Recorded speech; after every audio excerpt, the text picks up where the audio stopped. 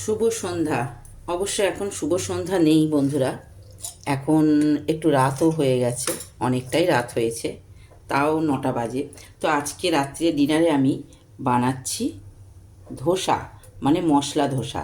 তো দেখো, প্রথমেই আমি ধোসার ভেতরে যে মানে পুরটা থাকে, মানে তরকারিটা যে থাকে আলুর, সেইটা আমি বানাবো। তার জন্য দেখো আলু সিদ্ধ করে নিয়েছি, আর এইখানে ফোড়নে দিয়ে দিচ্ছি কালো সর্ষে আর একটা। দেখো এইখানে এইটা গরম হয়ে গেছে, খুবই গরম হয়ে গেছে। আর এবার দিয়ে দেবো একটু কুচানো পেঁয়াজ।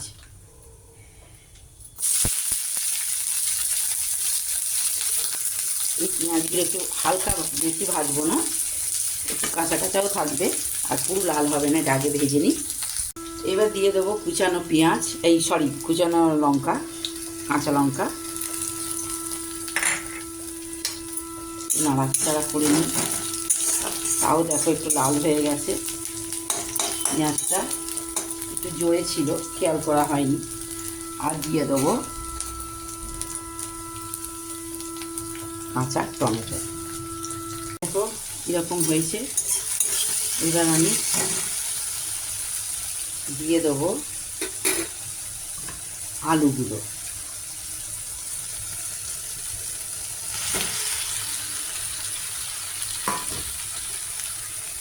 আলুতে আমি নুন দিয়ে দিয়েছি, ওই জন্য আলুতে আর নুন দেবো না, মানে আলু সিদ্ধ করার সময় নুন দিয়েছি, আর নুন দেবো না আমি।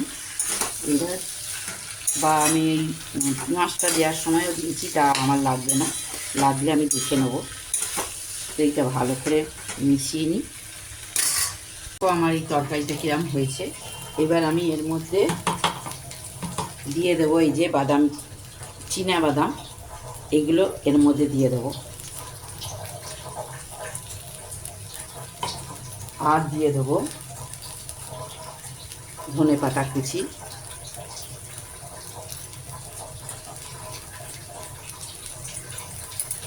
দেখো আমি বাদামগুলো দিয়ে দিয়েছি। আর দেব তোমার সাম্বার মশলা। তো আমি সাম্বার মশলা দিয়ে কোনো দিন করি না, তো ধোসার মশলাটা আমার কাছে নেই এখন, তো আমি এই সাম্বার মশলাটাই পুরোটা দিয়ে দেবো। আশা করি ভালো লাগবে, মশলা তো যে কোনো মশলা ফ্লেভারটা ভালোই আসে। তো এইবার আমি সবগুলো নাড়াচাড়া করে নিই।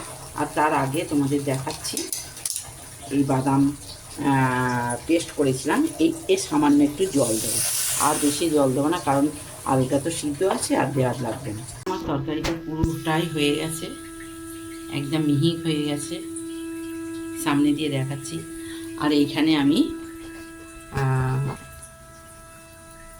বিউলির ডাল আর চালের গুঁড়ো আগে থেকে ভিজিয়ে রেখেছিলাম, সেটাও আমার পেস্ট করা হয়ে গেছে।